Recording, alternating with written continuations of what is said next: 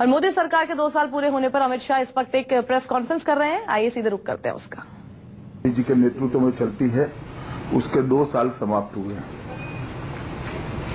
और कल से 15 दिन तक विकास पर्व के नाम से हम 2 साल में सरकार ने जो कामकाज किया है उसको लेकर जनता के बीच में जाने वाले हैं।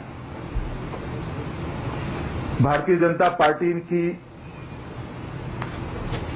जहां जहां सरकारें होती है, जहां जहां विधायक चुनकर आते हैं, जहां जहां सांसद चुनकर आते हैं, शुरू से परंपरा रही है कि जनादेश का हिसाब जनता को देना, और वही परंपरा का निर्वहन ये विकास पर्व के रूप में भारतीय जनता पार्टी करने जा रही है।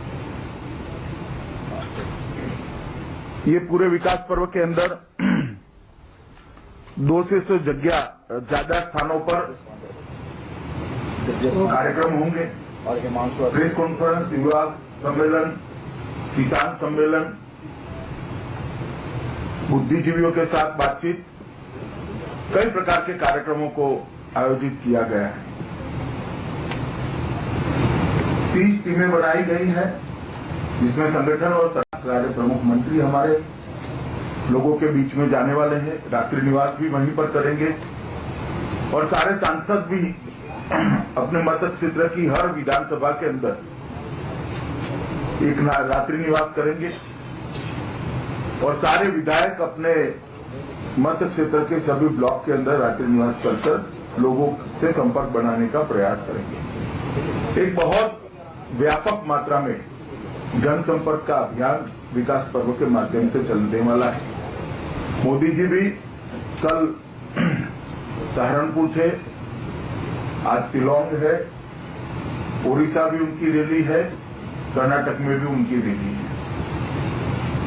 ये 2 साल हमारी सरकार ने जो समाप्त किए हैं, वो 2 साल के बाद आज ये कहने में पार्टी अध्यक्ष के नाते मुझे जरा भी झिझक नहीं है कि हमने एक निर्णायक सरकार देश को देने का काम किया है। जो सरकार फैसले करती है, जो सरकार नीतियां बनाती है और राजनीतिक इच्छा शक्ति के साथ नीतियों का क्रियान्वयन भी कराती है।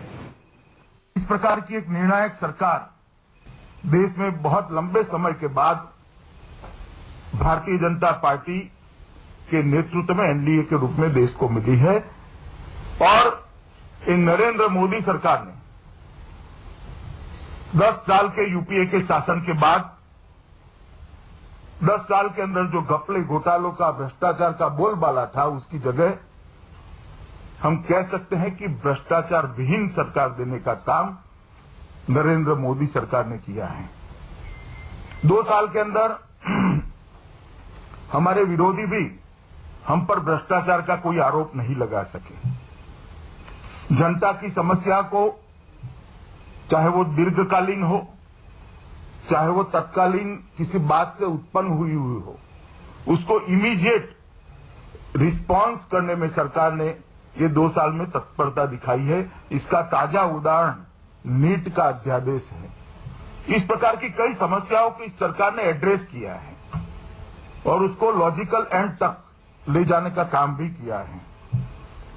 गरीबी, बेरोजगारी, किसानों की समस्या, उसके दीर्घकालीन आयोजन से उस समस्याओं के निवारण के लिए काफी अच्छी पहल मोदी सरकार ने की है।